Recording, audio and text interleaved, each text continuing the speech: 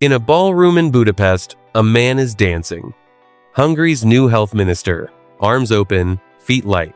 Behind him, the EU flag is back on the parliament building. This is the night Orban lost power. The word people used was joy. A few hundred kilometers southeast, in Ankara, nobody was dancing. They were watching the footage the way you watch weather move across a map, not the celebration itself, but what it signals. A border shifting, an alliance tightening, a door, somewhere, beginning to close. Because Turkey has spent 20 years building an entire foreign policy around exactly this kind of moment when the map shifts, when alliances reconfigure, when the room between powers either opens or closes. And right now, that room is closing. Turkey's foreign policy has a name: strategic autonomy. The simpler version is this: never become so dependent on one power that you lose the ability to move. So Turkey bought Russian S-400 missiles and stayed inside NATO. It brokered the Ukraine grain deal and sold combat drones into other people's wars, sometimes to both sides. It applied to join the European Union in 1987, and that application has been frozen in everything but name ever since. From the outside, it can look like contradiction, a country that can't decide which way it faces. It is not contradiction. It is a system. A system built before anything else on geography.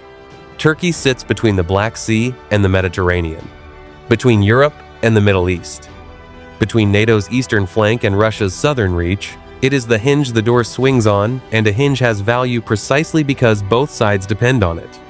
For 20 years, that position gave Erdogan leverage, the room to say no to Washington on Monday and yes to Moscow on Tuesday, and to make each capital believe it couldn't afford to lose him.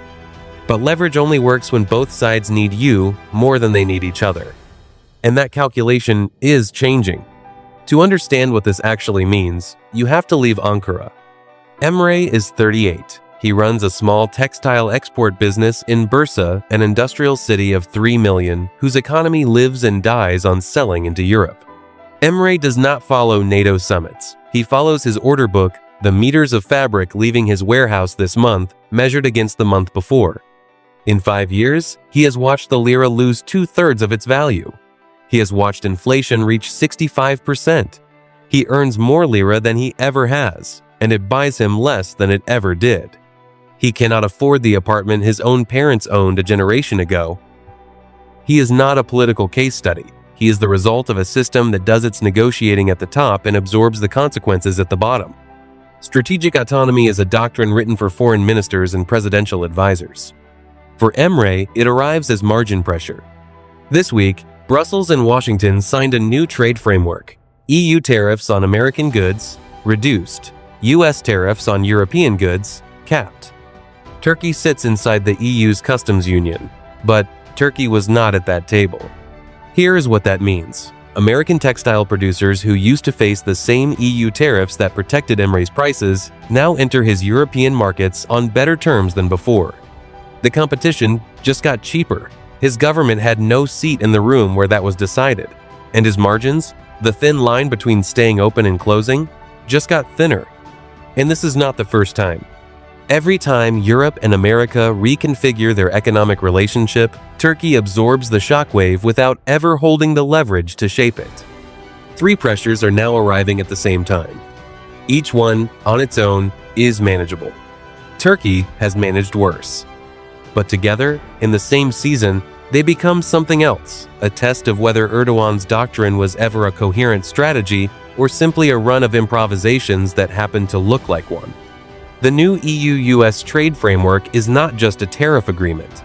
It is a signal that the 2 largest economies in the West are tightening their alignment without Turkey in the conversation. Turkey's customs union with Europe was built for a different era. One where Europe and America were not actively coordinating their trade architecture, where the gap between them was wide enough for a clever middle power to stand inside. That era is ending. Turkey is inside the structure but outside the decisions. The United States has begun a phased drawdown of its forces from Europe. The alliance is holding, but differently, with less American weight behind it and more expected of everyone else. And Turkey controls the Bosphorus, the narrow strait every ship must pass through to enter or leave the Black Sea. which means Turkey controls the naval geometry of the entire Black Sea, and a thinner, more stretched NATO needs Ankara more than ever. But here is the trap. A NATO that needs Ankara more will also ask more of Ankara. More commitment, more alignment. Less room to buy Russian systems, broker its own separate deals, or hold the studied ambiguity the whole doctrine depends on. The more valuable Turkey becomes to the alliance, the less freedom it has inside it. Syria is not stable. It is managed. And the management is fragile, held together by arrangements that could come apart in one bad season. Turkey has troops in northern Syria. It has direct, unavoidable interests in the Kurdish political structures along its own southern border. And every shift in that region costs Ankara diplomatic capital, with Washington, with Tehran, and with its own population at home. In Adana, near that border, the suppliers who feed Emre's factory up in Bursa are watching too. Not summits, supply chains, the cost of a shipment, the safety of a road. The southern exposure is not a single crisis. It is a slow, steady drain on the room Turkey has left. Erdogan's entire doctrine was built on one assumption: that the space between the great powers would stay wide enough to operate in. That space is narrowing. Not because Turkey made a single wrong move. There is no obvious blunder to point to, no summit where it all went wrong. The space is narrowing because the powers on either side are drifting closer to each other, and the gap Turkey has lived inside for 20 years is simply getting smaller around it. A tighter EU-US alignment means fewer economic gaps to exploit. A more dependent NATO means fewer political gaps to navigate.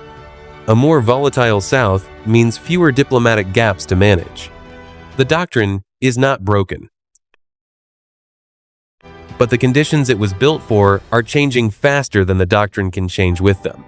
Turkey's strategic autonomy was designed to protect one thing above all: its freedom of movement. But freedom of movement requires options, and options require space. Emre, in Bursa, does not negotiate with Russia or the United States.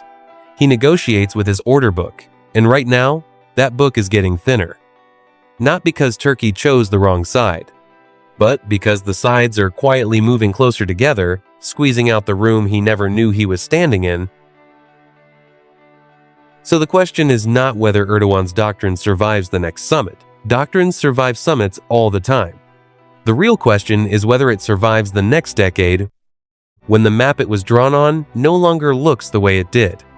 And the uncomfortable answer is this: strategic autonomy works right up until the moment everyone else decides to stop leaving room for it.